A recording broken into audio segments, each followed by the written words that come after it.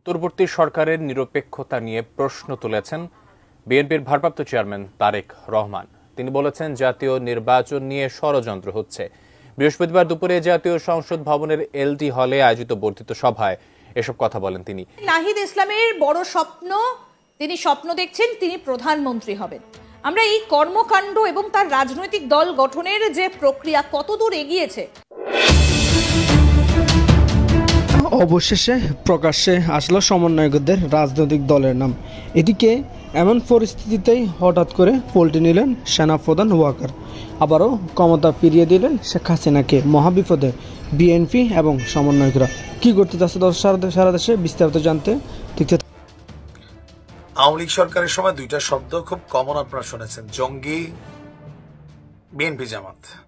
যে কোনো ঘটনা যখন বাংলাদেশে ঘটতো, স্বরাষ্ট্রমন্ত্রী ছিল একজন, আইসাই পরের দিন বলতো যে এটা বিএনপি জামাত দেশের আইন শৃঙ্খলা পরিস্থিতি খারাপ করার জন্য দেশি বিদেশি চক্রান্তে লিপ্ত একটা মহল, এরা দেশের ভালো চায় না।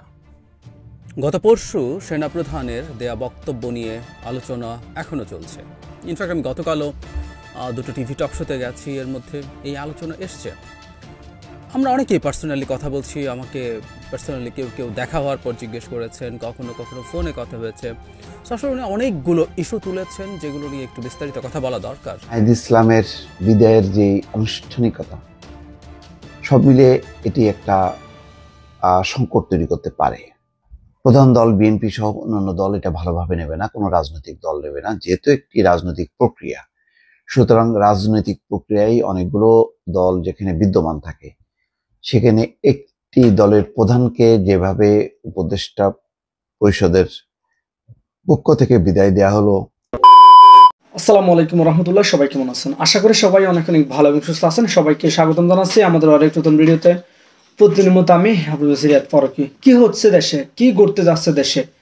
ইতিমধ্যে আপনারা দেখেছেন যে বর্তমানে হঠাৎ করে সারা দেশে শুরু হয়েছে তুমুল অস্থিরতা এবং সারা দেশে রীতিমতো তোলপাড় সৃষ্টি করেছে। আমরা ইতিমধ্যে ভিডিওর শুরুতে অংশ বিশেষ দেখে বুঝতে পেরেছেন আজকের ভিডিওটা কতটা গুরুত্বপূর্ণ হতে চলেছে।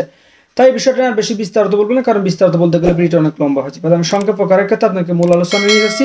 তার আগে আপনাকে ছোট্ট একটি অনুরোধ জানাতেছে, যারা আমার ফারুকী অনলাইন ইউটিউব চ্যানেলতে এখনো হচ্ছেন, প্লিজ দয়া করে আমার চ্যানেল সাবস্ক্রাইব করে সাথে থাকবেন। আর বেশি কথা না বলে আমরা ভিডিওটা একটু ধারাবাহিকভাবে একটু বিস্তারিত দেখি। নাহিদ ইসলামের বড় স্বপ্ন, তিনি স্বপ্ন দেখছেন তিনি প্রধানমন্ত্রী হবেন।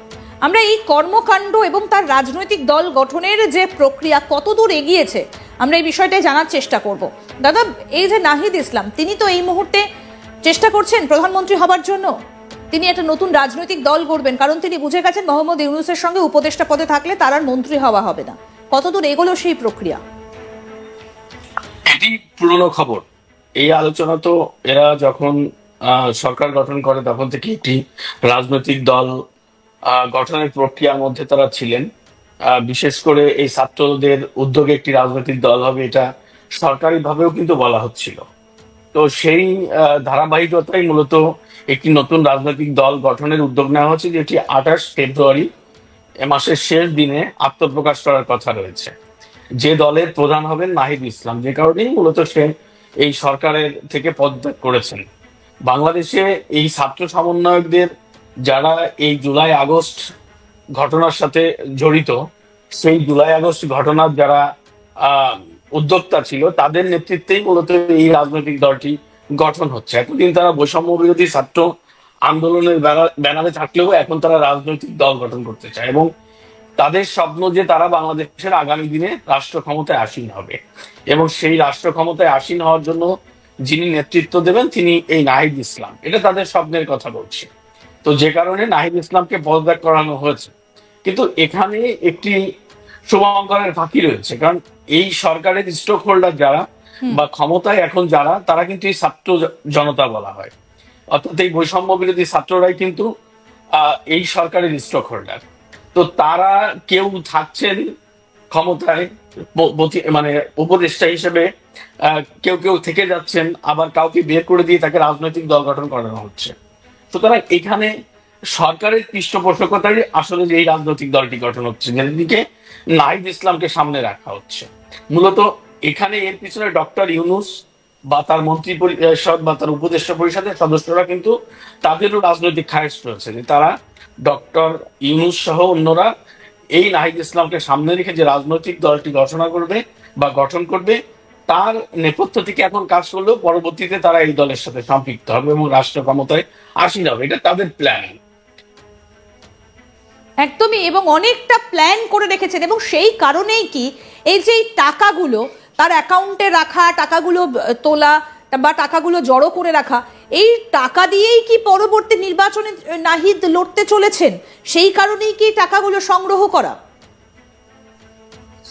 দেখো, বাংলাদেশের রাজনীতিতে সবচেয়ে বড় দলটির নাম বাংলাদেশ আওয়ামী লীগ, এবং তাদের সমমনা বা সমপর্যায়ের রাজনৈতিক দল হচ্ছে জাতীয়তাবাদী দল অর্থাৎ বিএনপি। এই দুটি রাজনৈতিক দল বাদে এর বাইরে অন্যান্য রাজনৈতিক দলের ভোট খুবই কম।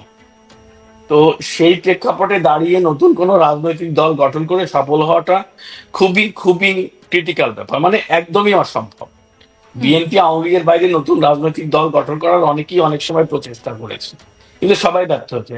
এই যে আজকে যিনি প্রধান উপদেষ্টা ডক্টর মোহাম্মদ ইউনূস, উনি কিন্তু 2007 সালে একটি রাজনৈতিক দল গঠন এর উদ্যোগ নিয়েছিলেন, যার নাম দেওয়া হয়েছিল নাগরিক শক্তি। সেটি উনি 1 বছরেও কন্টিনিউ করতে পারেননি, এবং দল গঠনের ঘোষণা দেওয়ার অল্প কদিনের মাথায় তিনি নিজের যে প্রেস কনফারেন্স করে জাতির কাছে ক্ষমা চেয়ে উনি দেশ ছেড়ে চলে গেছেন। কিন্তু এখনকার পরিস্থিতি আর 2007-এর পরিস্থিতি তো দাদা সম্পূর্ণ আলাদা। এমনও তো হতে পারে যে নাহিদকে সামনে রেখে কোনো দল করছে। পরিস্থিতি আর 2007 সালের পরিস্থিতি, 2007 সালের খবর তুমি জানো কিনা আমি জানি না।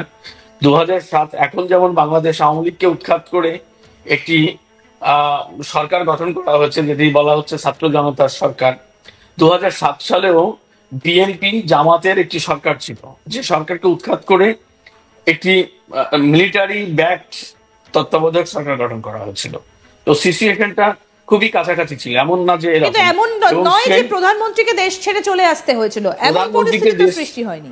প্রধানমন্ত্রী তখন দেশ ছেড়ে যায়নি, কিন্তু তখনকার আওয়ামী লীগ বিএনপি উভয় দলের রাজনৈতিক নেতাদেরকে জেলে পোড়া হয়েছিল, এবং তাদেরকে বিশেষ করে বেগম খালেদা জিয়া, শেখ হাসিনা কিন্তু তখন জেলে ছিলেন, এবং তারেক রহমান বা তার আওয়ামী লীগ পরিবারের যারা বঙ্গবন্ধু পরিবারের লোকজন সবাইকে কিন্তু জেলে পোড়া হয়েছিল, এবং দুই নেত্রী মানে বেগম খালেদা জিয়া এবং শেখ হাসিনাকে মাইনাস করার চিন্তা করা হয়েছিল। সেই পরিস্থিতিতে যে সরকার ছিল, সেই সরকার কিন্তু উদ্যোগ নিয়েছিল তৃতীয় একটি রাজনৈতিক দল গঠনের, যেটি শেষ পর্যন্ত সফল হয়নি, এবং তারা কিন্তু ডক্টর মোহাম্মদ ইউনূসকে সেদিন সমর্থন দিয়েছিল। আর এখন যে পরিস্থিতি, সেই পরিস্থিতি তার চেয়ে অনেকটা ক্রিটিক্যাল। কিন্তু এখানে একটা বিষয় খেয়াল করতে হবে, এখন কিন্তু শুধুমাত্র আওয়ামী লীগের লোকজন, একটি রাজনৈতিক দলের লোকজনই পালিয়ে বেড়াচ্ছে বা দেশ ছেড়ে চলে গেছে। অন্যান্য রাজনৈতিক দল সবাই কিন্তু এই সরকারের সুবিধা পাবে, তারা রাজনীতি করছেন। বিশেষ করে বিএনপি, জামাত, তারা কিন্তু খুব প্রবল ভাবে এখন তাদের মধ্যে ঢুকে নতুন রাজনৈতিক দল গঠন করা তো আরো জটিল ব্যাপার। ঠিক দাদা, এখান থেকে একটা প্রশ্ন, যেমন আওয়ামী লীগের প্রধান মুখ শেখ হাসিনা, তার পুত্র জয়ও রয়েছেন, অন্যদিকে খালেদা জিয়া বিএনপির প্রধান মুখ, তার পুত্র তারেকও রয়েছেন, অন্যদিকে জামাতের কোনো মুখ নেই, বা মোহাম্মদ ইউনূস যদি রাজনৈতিকভাবে কোনো দল গড়ে তোলেন, তার প্রধান মুখ কে হবেন সেটা নিয়েও একটা প্রশ্ন রয়েছে। সেই মুখ হিসেবেই এই নাহিদকে সামনে রাখা নয় তো?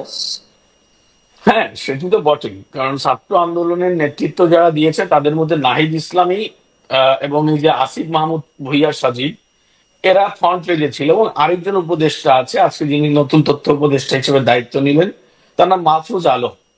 এই তিনজন ছিল সর্বাগ্য, এবং ডক্টর মোহাম্মদ ইউনূস কিন্তু বিভিন্ন সভা সমাবেশে বা সেমিনারে বা বিভিন্ন সরকারি অনুষ্ঠানাদিতে বলে থাকেন যে এই তিনজন নেতৃত্ব দিয়েছিলেন। তো এর মধ্যে আমরা দেখছি যে 5 আগস্টের পরে বা এই সরকার গঠনের পর থেকে সরকার পরিচালনা বা এই বৈষম্য বিরোধী ছাত্র আন্দোলন পরিচালনা সব বিভিন্ন ক্ষেত্রে যাদের মধ্যে সবচেয়ে ভালো পারফরমেন্স যাকে নিয়ে আমরা দেখেছি, সে নাহিদ ইসলাম। কথা কম বলেন কিন্তু গুরুত্বপূর্ণ কাজ করেন।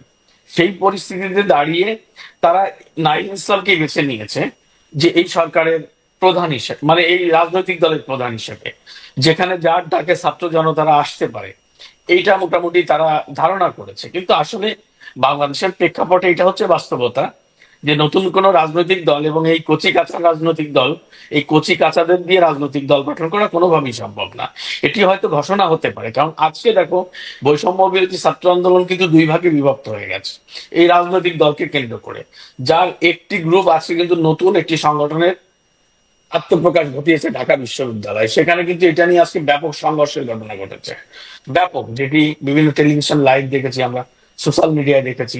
সুতরাং অলরেডি এই রাজনৈতিক দল নিয়ে এদের মধ্যেই শুরু হয়ে গেছে। আর এই সরকার যদি নাহিদ ইসলামদের মতো লোকদের দিয়ে রাজনৈতিক দল গঠন করে সামনে এগোনোর চেষ্টা করে, তাহলে অটোমেটিকলি দেখবে বাংলাদেশের গণতন্ত্র, বাংলাদেশের ইতিহাস, ঐতিহ্য, স্বাধীনতা, সার্বভৌমত্ব রক্ষায় এই আওয়ামী লীগ আর বিএনপি এক হয়ে এদেরকে পেটাবে, এদের বিরুদ্ধে আন্দোলন গড়ে তুলবে। এবং কিন্তু এই যে বৈষম্য বিরোধী ছাত্র আন্দোলনের যে ছাত্ররা, তারা কি এই মুহূর্তে দাঁড়িয়ে এতটা প্রাসঙ্গিক যে তাদের কোনো উপদেষ্টার পদত্যাগপত্র দিলে চোখে জল চলে আসে মুখ্য উপদেষ্টা? তারা কি এতটাই প্রাসঙ্গিক হয়ে উঠেছেন এই মুহূর্তে? এখন তো ব্যাপার হচ্ছে একজন মানুষ যে তাকে কি বলে এটাকে এই উপদেষ্টা পরিষদে নিয়ে এলো প্রধান উপদেষ্টা হিসাবে, এই ছাত্ররা, সেই ছাত্রদের একজন প্রতিনিধি যে মুখ্য ভূমিকা রেখেছিল এই ছাত্রদের মধ্য থেকে, তো তার বিদায়ে ডক্টর মোহাম্মদ ইউনূস কিছুটা তো এতিম হয়ে যাবে, এটাই স্বাভাবিক। কিছুটা শক্তি হারাবে, কিছুটা একাকিত্ব বোধ করবেন, এটাই স্বাভাবিক। কারণ বাংলাদেশের গুরুত্বপূর্ণ দুটি মন্ত্রণালয়ের দায়িত্ব কিন্তু এই নাহিদ ইসলামের হাতে ছিল। সালামু আলাইকুম। আওয়ামী লীগ সরকারের সময় দুইটা শব্দ খুব কমন আপনারা শুনেছেন, জঙ্গি, বিএনপি জামাত। যে কোনো ঘটনা যখন বাংলাদেশে ঘটতো, স্বরাষ্ট্রমন্ত্রী ছিল একজন, আইসাই পরের দিন বলতো যে এটা বিএনপি জামাত দেশের আইন শৃঙ্খলা পরিস্থিতি খারাপ করার জন্য দেশি বিদেশি চক্রান্তে লিপ্ত একটা মহল, এরা দেশের ভালো চায় না। আর দাড়ি টুপি কোথাও পাইলে এটা জঙ্গি বলেই এটা চলতো, এটা আমরা দেখেছি। তো সরকার পরিবর্তনের পর এই ইউনূস সরকারও আবার সেম থিওরি অ্যাপ্লাই করে।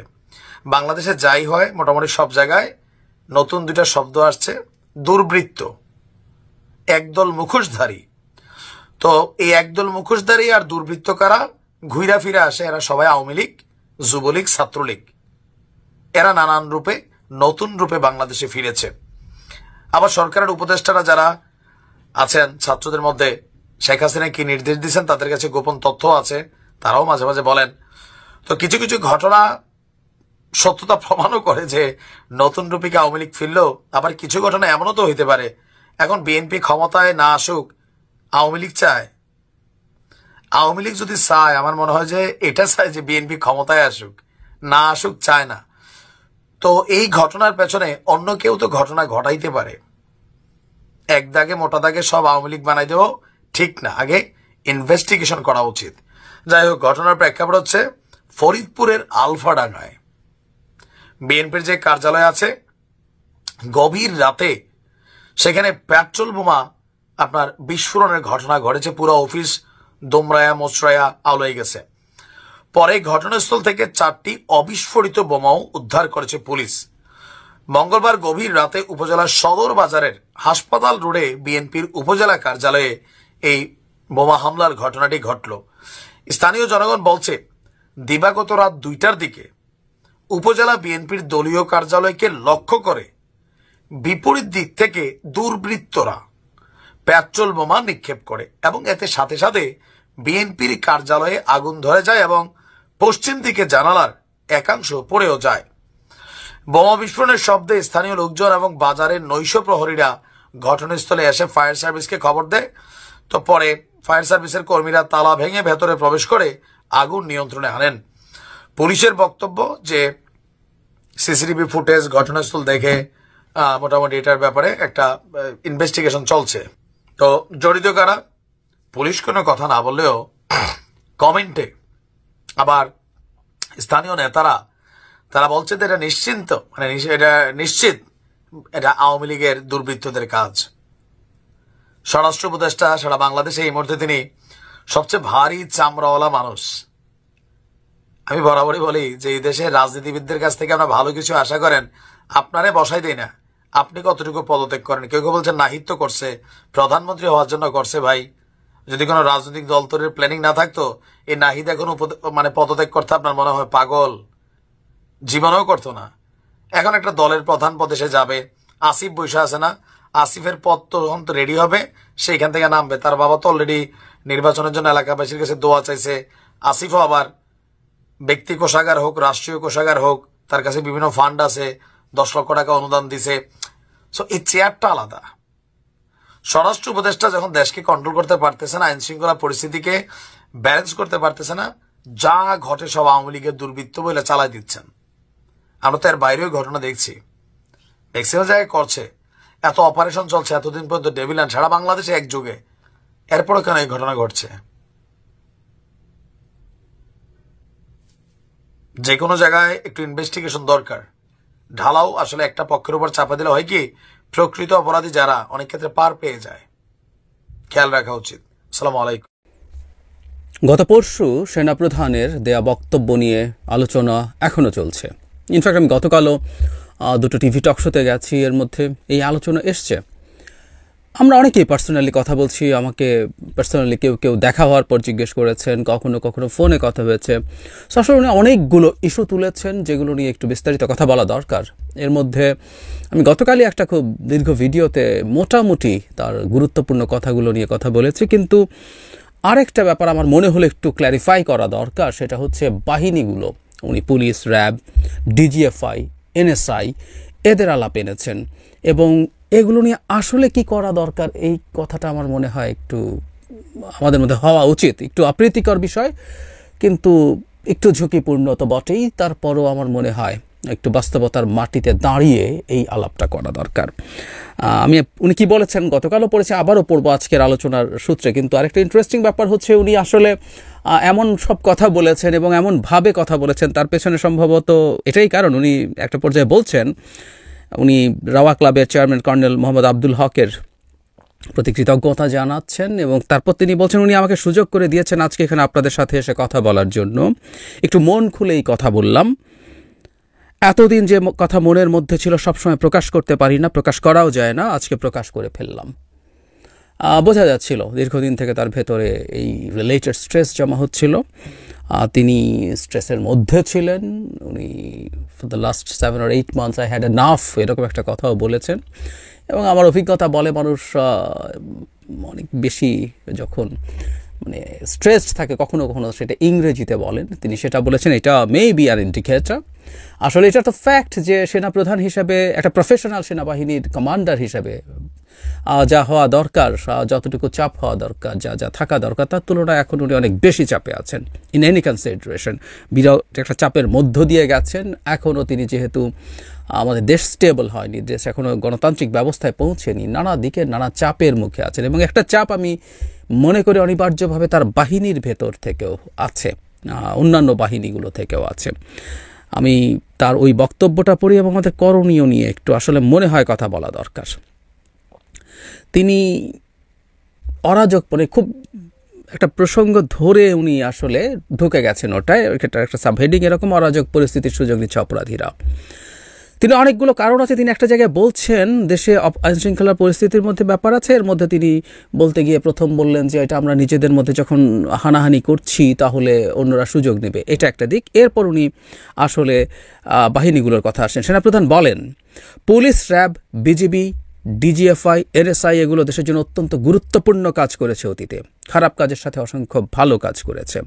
আজকে যে দেশের অস্থিতিশীলতা, দেশটাকে যে এত বছর স্থিতিশীল রাখা গেছে, স্থিতিশীল রাখা গেছে, এটার কারণ হচ্ছে এই সশস্ত্র বাহিনীর বহু সদস্য, সেনা সদস্য, সিভিলিয়ান সবাই মিলে এই অর্গানাইজেশনগুলোকে, সামরিক অসামরিক সবাই মিলে এই অর্গানাইজেশনগুলোকে এফেক্টিভ করে রেখেছে। সেই জন্য আজকে এতদিন ধরে আমরা একটা সুন্দর পরিবেশ পেয়েছি। এর মধ্যে যারা কাজ করেছে, যদি অপরাধ করে থাকে সেটা শাস্তি হবে, অবশ্যই শাস্তি হতে হবে, না হলে এই জিনিসটা আবার ঘটবে। আমরা সেটাকে বন্ধ করতে চাই চিরতরে, কিন্তু তার আগে মনে রাখতে হবে আমরা এমনভাবে কাজটা করব এই সমস্ত অর্গানাইজেশনগুলো যেন আন্ডারমাইন না হয়। তিনি আরও বলেন, আজকে পুলিশ সদস্য কাজ করছে না, একটা বড় কারণ হচ্ছে অনেকের বিরুদ্ধে মামলা আছে, অনেকে জেলে। RAB, BGB, DGFI, NSI panicked. খেয়াল করি, RAB, BGB, DGFI, NSI panicked. বিভিন্ন দোষারোপ, গুম, খুন ইত্যাদি তদন্ত চলছে। অবশ্যই তদন্ত হবে, দোষীদের বিচারের আওতায় আনা হবে। কাজটা এমনভাবে করতে হবে যেন এই অর্গানাইজেশনগুলো আন্ডারমাইন না হয়।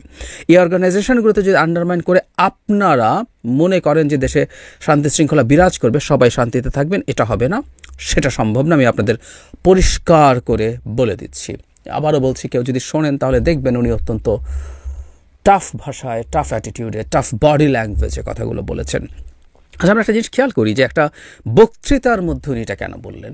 ওনার এই যে বক্তব্য আছে সেটা তো উনি সরকারকে জানাতে পারতেন। সরকারের সর্বোচ্চ যিনি মানুষ, আমাদের সরকার প্রধান, তার সাথে যোগাযোগ যে কোনো মুহূর্তে তিনি করতে পারেন, দেখা করতে পারেন। বহুবার তিনি তার সাথে বসেছেন, কথা বলেছেন। এটা তো গিয়ে উনি একেবারে সর্বোচ্চ ব্যক্তির কাছে জানাতেই পারেন। স্বরাষ্ট্র বা সংশ্লিষ্ট মন্ত্রণালয় যারা আছেন সেসব উপদেষ্টাকেও জানাতে পারেন, কিন্তু উনি পাবলিকলি বলেছেন। তার মানে আমি এটা ধরে নেব যে সরকারকে হয়তো আগেই জানিয়েছেন, কিন্তু উনি চেয়েছেন জনগণও ব্যাপারটা জানুক। কারণ বিভিন্ন ইস্যুতে জনগণের দিক থেকে নানা রকম চাপ সরকারের উপরে তৈরি হয়। এই চাপটা তিনি কিভাবে দেখছেন তারও একটা রিফ্লেকশন। আমরা খেয়াল করেছি সরকার জনগণের চাওয়া বা চাপ গ্রাহ্য করে এবং অনেক সময় অপ্রয়োজনীয় এবং ভুল চাপও গ্রাহ্য করে। সুতরাং এই সরকারের উপরে জনগণের চাপ আছে, সেটা অফলাইন বা অনলাইন যে কোনো ধরনের চাপই হোক না কেন সেটা এফেক্টিভ হয়। সেটাই হয়তো বুঝে তিনি জনগণকেও এই বার্তা দিতে চেয়েছেন। এবার তার জায়গাটায় আসি, এটা আসলে রিয়াল একটা সমস্যা বলে আমি মনে করি। আমরা আসলে এই বাহিনীগুলো, এই গোয়েন্দা সংস্থাগুলোকে নিয়ে কি করব? এরা দীর্ঘদিন শেখ হাসিনার সময়ে ভয়ঙ্কর রকম মানবাধিকার লঙ্ঘনের সাথে, মানবতা বিরোধী অপরাধের সাথেও জড়িত ছিল, কোনো সন্দেহ নেই, এটা নিয়ে কোনো কনফিউশনের কিছু নেই, যেটা সেনাপ্রধান তার বক্তব্যেও স্বীকার করেছেন। এটা এর আগে ইনভেস্টিগেটিভ বহুত রিপোর্টে, ডয়চে ভেলেতে হয়েছে, আল জাজিরাতে হয়েছে, যেগুলোতে আমরা দেখেছি অর্গানাইজড ক্রাইম, মানে বাংলাদেশ একটা মাফিয়া স্টেটে পরিণত হয়েছিল। সো এর প্রত্যেকটা অঙ্গ অর্গানাইজড ক্রাইম করার জন্য ব্যবহার করেছে তখনকার ক্ষমতাসীন মাফিয়া যে নেক্সাসটা ছিল। শেখ হাসিনা বা তার দলের কিছু লোক ছিল, ব্যুরোক্রেসি ছিল, সিভিল মিলিটারি দুই পক্ষেরই, ব্যবসায়ীরা ছিল, বিদেশি গোয়েন্দা সংস্থা মিলে এরা এটাকে ব্যবহার করেছে।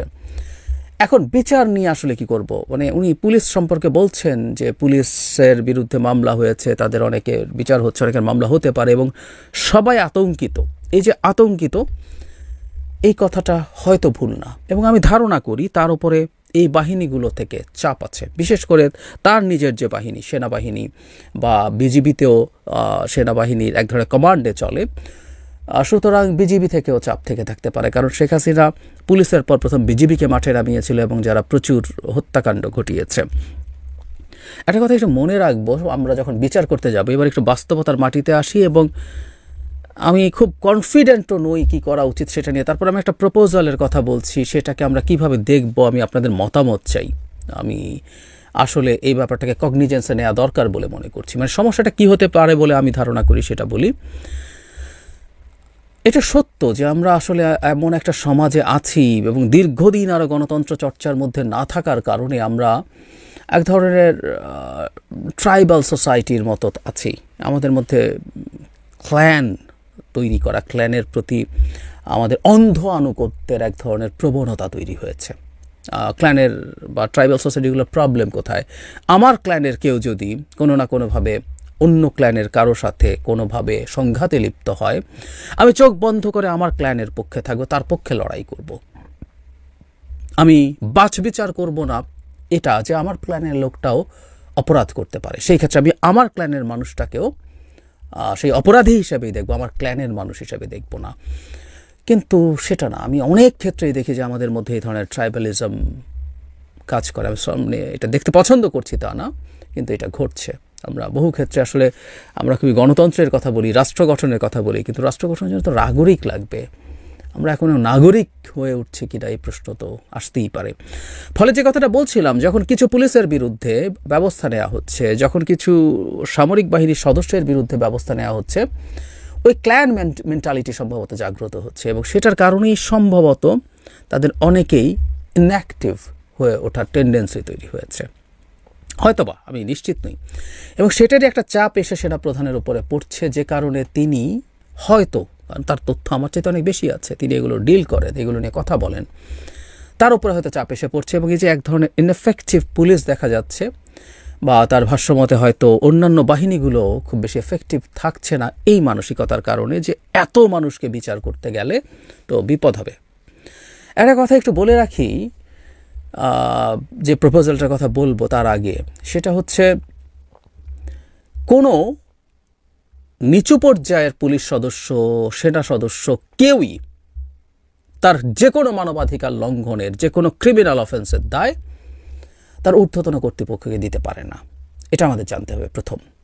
আর একজন পুলিশ কনস্টেবল যদি একজনকে বিচার বহির্ভূত হত্যাকাণ্ড করে থাকে, হত্যা করে থাকে বিচার বহির্ভূতভাবে, এবং সেটা যদি তার কোনো বসের নির্দেশে হয়, তার বিচারের সময় তাকে যদি বলা হয় তার বস তাকে বলেছে, তার জন্য তার বসেরও বিচার হতে পারে, কিন্তু সেটা তার জন্য কোনো এক্সকিউজ হবে না, কারণ তিনি আইন ভঙ্গ করে কাজটা করেছেন।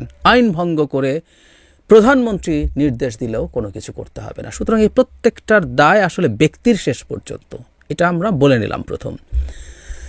কিন্তু একই সাথে আমরা এটাও বলবো যে বহু ক্ষেত্রেই আসলে তারা এসব নির্দেশের কারণে করেছে। এটা এখন খুবই প্রতিষ্ঠিত যে শেখ হাসিনা নিজে, তার স্বরাষ্ট্রমন্ত্রী সহ এরকম একেবারে এই লেভেলের একেবারে উচ্চ পর্যায়ে বাহিনীগুলোর চিফদের প্রত্যক্ষ নির্দেশনায় সমন্বয়ে এই ঘটনাগুলো ঘটেছে, এতে কোনো রকম কোনো সন্দেহ নাই। ফলে আমরা কি পারি যে কিছু মানুষজনকে নিচের পর্যায়ের যারা এই ধরনের অপরাধে জড়িত ছিল তাদের কিছু ছাড় দিতে? শুধু জুলাই আগস্টের কথা না, পুলিশের কথা যদি বলি, ডিজিএফআই এনএসআই এর কথা যদি বলি, সেখানে এন্টায়ার সময়টাতে ভয়ঙ্কর সব অপরাধে বহু মানুষ জড়িত হয়ে পড়েছিলেন। বিশেষ করে পুলিশ তার থানায় সাধারণ মানুষের ওপরে যে পরিমাণ অত্যাচার নিপীড়ন করেছেন, একটা মামলা হলেই, সেটা কোনো ঘটনার পরিপ্রেক্ষিতে হোক অথবা গায়েবী মামলা হোক, তার বিরুদ্ধে মানুষকে ওর মধ্যে ইনক্লুড করে করে করে করে একটা মামলা বাণিজ্যটা তৈরি হয়েছে। এত মানুষের বিচার কি করা যাবে? করতে পারবো আমরা? করা ঠিক হবে কিনা এটাও বলছি, আবারও বলছি, প্রত্যেকে এসব ভয়ঙ্কর অপরাধী হলেও আমরা কতটুকু পারবো? যুদ্ধাপরাধের বিচারের ক্ষেত্রে যেটা হয়, আমরা জানি দ্বিতীয় বিশ্বযুদ্ধের পর বিখ্যাত দুটো ট্রায়াল, নুরেমবার্গ ট্রায়াল এবং টোকিও ট্রায়াল। এত বড় বিশ্বযুদ্ধ, এত বিভৎস সব ওয়ার ক্রাইম, নুরেমবার্গ ট্রায়ালে এনলিস্ট করা হয়েছিল, মানে অ্যাকিউজ করা হয়েছিল, মানে পক্ষ করা হয়েছিল, আমি ভুল না করলে 24 জনকে, আর টোকিও ট্রায়ালে এটা 28 জন। তারপরে আমরা খেয়াল করছি যে আসলে সবচেয়ে ভয়ঙ্কর যে মানুষগুলো অপরাধ করেছিল তাদেরই বিচার করার চেষ্টা করা হয়েছিল সেখানে। ওয়াইড স্কেলে করলে মেবি টাফ। আমরা এই বাহিনীগুলো সবগুলোকে অ্যাবলিশ করে দিতে পারি না, কেউ কেউ ওভার এনথুজিয়াস্টিক হয়ে এগুলো করতে বলেন, কিন্তু করা যাবে না, করা সম্ভব না। আমি জানি না এটা করা ঠিক হবে কি না, কিন্তু আমার কাছে মনে হলো সেনাপ্রধানের বক্তব্য দিয়ে যে এটা একটা মেজর প্রবলেম এই মুহূর্তে, এবং উনি আমাদের জনগণের কাছে আসলে কথাগুলো বলছেন, আমরা জনগণ যাতে অন্তত এই চাপটা অনেক বেশি তৈরি না করি। সো এরকম একটা সমাধান হতে পারে কি না, এরকম কিছু বিচার এবং বাকিদের সাথে এক ধরনের রিকনসিলিয়েশন, সেটা করে আমরা আবার আমাদের কর্মকাণ্ডে ফিরে যেতে পারবো কিনা স্বাভাবিকভাবে, সেটা মনে হয় ভেবে দেখা যেতে পারে। সেনাপ্রধানের গতদিনের বক্তব্যে এটাও একটা খুব সিগনিফিক্যান্ট জায়গা ছিল, যেটা আমি বিস্তারিতভাবে আমার আগের ভিডিওতে অ্যাড্রেস করিনি, আজ করলাম। আমি আপনাদের অপিনিয়ন চেয়েছি আমরা এটা করা সম্ভব কিনা। আমি আবারও বলছি, এটা কোনো আইডিয়াল জায়গা না, এর মধ্যেও নেগেটিভ দিক আছে। আমরা এই রকম অপরাধীদেরকে যদি পার পেয়ে যেতে দেই তাহলে তারা ভবিষ্যতেও মনে করতে পারে, হতে পারে, কিন্তু আমরা কতজনের করব? বিশেষ করে পুলিশ বাহিনীর, ডিজিএফআই বা এনএসআইতে সেনা সদস্যদের একটা অংশ এসছেন, সংখ্যাটা অনেক হবে না হয়তো, কিন্তু পুলিশ বাহিনী যেভাবে সারা দেশে ছিলেন তাদের মধ্যে সংখ্যাটা খুবই বড়। আমরা কি করব? কি করা উচিত হবে? সবার বিচার করে ফেলবো? সবাইকে চাকরি থেকে সরিয়ে দেব? আমার মনে হয় আপনাদের অপিনিয়নটা একটু জানান। আসসালামু আলাইকুম দর্শক, আমি আগেই বলেছিলাম যে নতুন দল গঠন, নাহিদ ইসলামের বিদায়ের যে আনুষ্ঠানিকতা, সব মিলে এটি একটা সংকট তৈরি করতে পারে। প্রধান দল বিএনপি সহ অন্যান্য দল এটা ভালোভাবে নেবে না, কোনো রাজনৈতিক দল নেবে না, যেহেতু একটি রাজনৈতিক প্রক্রিয়া। সুতরাং রাজনৈতিক প্রক্রিয়ায় অনেকগুলো দল যেখানে বিদ্যমান থাকে, সেখানে একটি দলের প্রধানকে যেভাবে উপদেষ্টা পরিষদের পক্ষ থেকে বিদায় দেওয়া হলো, তার জন্য অনানুষ্ঠানিক উপদেষ্টা পরিষদের বৈঠক, ডক্টর মোহাম্মদ ইউনূস যেভাবে নাহিদ ইসলামকে বিদায় করলেন, বিদায়ের পর নাহিদ ইসলামকে নিয়ে ডক্টর ইউনূসের প্রেস অ্যাডভাইজার বা প্রেস সচিব শফিকুল আলম যেভাবে সংবাদ সম্মেলনে বক্তব্য রাখলেন, শফিকুল আলম ভবিষ্যৎ প্রধানমন্ত্রী হিসেবে অভিহিত করলেন, এতে এইসব ঘটনা প্রবাহটা অন্য রাজনৈতিক দল বা প্রতিদ্বন্দ্বী অন্যান্য রাজনৈতিক দলের মধ্যে একটি প্রতিক্রিয়া তৈরি হবে। শেষ পর্যন্ত তাই হলো। তারেক রহমান ইতিমধ্যে প্রতিক্রিয়া দিয়েছেন।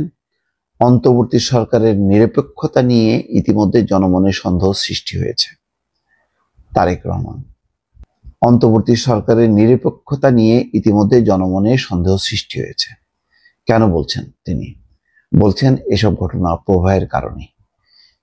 তিনি বলছেন দেশে একটি অবাধ ও সুষ্ঠু নির্বাচন অনুষ্ঠানের জন্য নিরপেক্ষতাই হচ্ছে অন্তর্বর্তী সরকারের সবচেয়ে বড় পুঁজি। কিন্তু সরকারের নিরপেক্ষতা নিয়ে ইতিমধ্যে জনমনে সন্দেহ সৃষ্টি হয়েছে।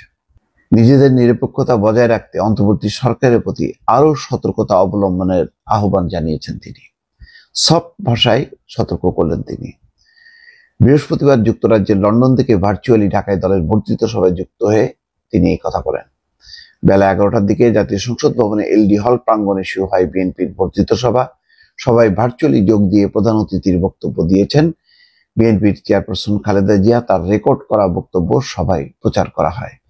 সভায় তারেক রহমান বলেন, বিভিন্ন সময় জাতীয় নির্বাচন নিয়ে প্রধান উপদেষ্টার বক্তব্য জনমনে ইতিবাচক ধারণা সৃষ্টি করলেও এই নিয়ে কোনো কোনো উপদেষ্টার বিভ্রান্তিমূলক বক্তব্য মন্তব্য স্বাধীনতা প্রিয় গণতন্ত্রকামী জনগণের জন্য হতাশার কারণ হয়ে উঠেছে।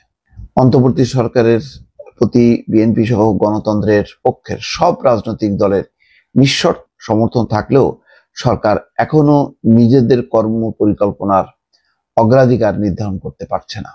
বিএনপির ভারপ্রাপ্ত চেয়ারম্যান বলেন, সারা দেশে খুন, হত্যা, ধর্ষণ, চুরি, ছিনতাই, রাহাজানি বেড়েই চলেছে। বাজার সিন্ডিকেটের কবলে পড়ে নিত্য প্রয়োজনীয় দ্রব্যের মূল্য নিয়ন্ত্রণে, অর্থাৎ আইন শৃঙ্খলা, দ্রব্যমূল্য, এই পরিস্থিতিগুলোর প্রতি নজর সরকার যথাযথভাবে দেয়নি, সেই কথাটাই তিনি বলছেন। তারপরে যেটি হচ্ছে যে আগামী জাতীয় নির্বাচনে তার দল জনরায়ে রাষ্ট্র পরিচালনার দায়িত্ব পেলে গণহত্যাকারী, মানবতা বিরোধী অপরাধীদের বিচারের মুখোমুখি করবে। তো মোট কথা এটাই যে এখন নির্বাচনের ব্যাপারে ডক্টর মোহাম্মদ ইউনূস একটি কথা বলেছেন, আজকেই বলেছেন, বেশ জোরালো ভাবে তিনি বলেছেন যে চলতি বছরের শেষের দিকে নির্বাচন হবে। কিন্তু ওই যে নতুন যে রাজনৈতিক দল তার প্রতি যে একটি সমর্থন, সেই সমর্থনটা ভালোভাবে দেখছে না বিএনপি এবং অন্যান্য রাজনৈতিক দল। সুতরাং এ নিয়ে একটি ক্ষোভের সঞ্চার হয়েছে। যতটা সম্ভব ডক্টর মোহাম্মদ ইউনূস এবং অন্তর্বর্তী সরকারের কোনো রাজনৈতিক দলের সাথে সম্পৃক্ত থাকা বা কোনো দল যাতে মনে না করে যে এটি সরকারি দল হিসেবে আত্মপ্রকাশ করেছে, এই বিষয়টি হয়তো নিশ্চিত হতে চায় বিএনপি। ভালো থাকবেন, আল্লাহ হাফেজ। অন্তর্বর্তী সরকারের নিরপেক্ষতা নিয়ে প্রশ্ন তুলেছেন বিএনপির ভারপ্রাপ্ত চেয়ারম্যান তারেক রহমান। তিনি বলেছেন জাতীয় নির্বাচন নিয়ে ষড়যন্ত্র হচ্ছে। বৃহস্পতিবার দুপুরে জাতীয় সংসদ ভবনের এলডি হলে আয়োজিত বর্ধিত সভায় এসব কথা বলেন তিনি। বিএনপির নেতাকর্মীদের ক্ষমতাচ্যুত সরকারের দোসরদের ষড়যন্ত্র থেকে সতর্ক থাকার দিক নির্দেশনা দেন তিনি। 5 আগস্টের পর দীর্ঘদিন সংগ্রাম, নিপীড়ন, নির্যাতনের শিকার দেশের অন্যতম রাজনৈতিক দল বিএনপি বড় পরিসরে আয়োজন করল বর্ধিত সভার। প্রতি বছর এ সভা করার নিয়ম থাকলেও ক্ষমতাচ্যুত সরকারের বাধার মুখে 2018 সালের 4 ফেব্রুয়ারি শেষবারের মতো এ সভা করতে পেরেছিল বিএনপি। শিল্পোদ্যোক্তা ও মুক্তিযোদ্ধা আবুল বাশার মোশাররফ হোসেন। সকালে দলের ভারপ্রাপ্ত চেয়ারম্যান তারেক রহমানের ভার্চুয়াল উপস্থিতিতে বর্ধিত সভা শুরু হয়। দলের মহাসচিব মির্জা ফখরুল ইসলাম আলমগীর তার সংক্ষিপ্ত বক্তব্যে গণতন্ত্রকে দিগ্ভ্রান্ত করার জন্য দেশে বিদেশে নানা ষড়যন্ত্রের কথা উল্লেখ করে বলেন, দলের সুনাম যাতে নষ্ট না হয় সেজন্য নেতাকর্মীদের সচেতন থাকার আহ্বান জানান তিনি। একটি গোষ্ঠী বিভিন্নভাবে চক্রান্ত শুরু করেছে। ফ্যাসিস্ট শেখ হাসিনা বিদেশে গিয়ে তিনি সেই চেষ্টা করছেন এবং বাইরে থেকেও চেষ্টা করা হচ্ছে। একই সঙ্গে দেশের অভ্যন্তরীণ অবস্থায়ও কিছু কিছু ব্যক্তি গোষ্ঠী তারা ভুল ব্যাখ্যা দিয়ে জনগণকে বিভ্রান্ত করার চেষ্টা করছে। সভায় উদ্বোধনী বক্তব্য রাখেন দলের ভারপ্রাপ্ত চেয়ারম্যান তারেক রহমান। বক্তব্যের শুরুতেই তিনি বিএনপির দীর্ঘদিনের গণতন্ত্র পুনরুদ্ধারের সংগ্রামে আহত নিহত নেতাকর্মীদের স্মরণ করেন। জুলাই অভ্যুত্থানের বীরদের প্রতিও শ্রদ্ধা জানান তিনি। আমি বিশ্বাস করি যে দলে আপনাদের মতন ত্যাগী এবং সাহসী নেতাকর্মী রয়েছেন সেই দলকে কোনো স্বৈরাচারী দমিয়ে রাখতে পারে না। তারেক রহমান অভিযোগ করেন, সংস্কার ও স্থানীয় সরকার নির্বাচনের ধোঁয়া তুলে ধূম্রজাল তৈরির অপচেষ্টা চলছে। এ বিষয়ে অন্তর্বর্তী সরকারকে সতর্ক থাকার আহ্বান জানান তিনি। নিরপেক্ষতা বজায় রেখে সুষ্ঠু নির্বাচনের পথে হাঁটার কথাও বলেন তিনি। সরকার যেখানে বাজার পরিস্থিতি কিংবা আইন শৃঙ্খলা পরিস্থিতির নিয়ন্ত্রণে কাঙ্ক্ষিত সাফল্য অর্জন করতে পারছে না, সেখানে জাতীয় নির্বাচনের আগে স্থানীয় নির্বাচন অনুষ্ঠানের নামে কেন দেশের পরিস্থিতি আরো ঘোলাটে করতে চাইছে, এটি জনগণের কাছে বোধগম্য নয়। গণহত্যাকারী, টাকা পাচারকারী, দুর্নীতিবাজ মাফিয়া চক্রকে পুনর্বাসন প্রক্রিয়ার এই ফাঁদে বিএনপি পা দেবে না। তারেক রহমান বলেন, নিজেদের মধ্যে যাতে ঐক্য বিনষ্ট না হয় সেজন্য নেতাকর্মীদের সচেষ্ট থাকতে হবে। ক্ষমতাচ্যুত সরকারের দোসরদের ষড়যন্ত্র মোকাবেলায় কেউ দলীয় শৃঙ্খলা ভঙ্গ করলে কঠোর ব্যবস্থা নেওয়ার হুঁশিয়ারি দেন তিনি। যারা দলের শৃঙ্খলা ভঙ্গের কারণ হবেন, ব্যক্তির চেয়ে দলের স্বার্থকে প্রাধান্য দিতে গিয়ে আমাকে বাধ্য হয়ে সাংগঠনিক ব্যবস্থা নিতে হয়েছে, নিতে হবে। দলীয় শৃঙ্খলা ভঙ্গ কিংবা দলের ইমেজ ক্ষুণ্ণ হয় এমন কোন কাজকে বিএনপি বিন্দুমাত্র প্রশ্রয় দেবে না। Nazia Afrin, ATN news, Dhaka. তো প্রিয় দর্শক, ইতিমধ্যে আপনারা সবাই দেখেছেন, ভিডিওটি দেখে আপনার মতামত অবশ্যই কমেন্ট করে জানাবেন। আমরা চেষ্টা করি সারা দেশের যে পরিস্থিতি চলতেছে তারই ধারাবাহিকতা যে ভিডিওগুলো সামাজিক যোগাযোগ মাধ্যম আমরা পাই সেগুলো আপনার মাঝে বিভিন্নভাবে তুলে ধরার চেষ্টা করি। এখানে আমাদের ব্যক্তিগত কোনো মতামত নাই। অবশ্যই ভালো লাগবে, অবশ্যই শেয়ার করে দেবেন। চ্যানেল নতুন থাকলে চ্যানেল সাবস্ক্রাইব করে সাথে থাকবেন। এরকম চলা করতে সবার রাখবেন। ধন্যবাদ সবাইকে। আল্লাহ।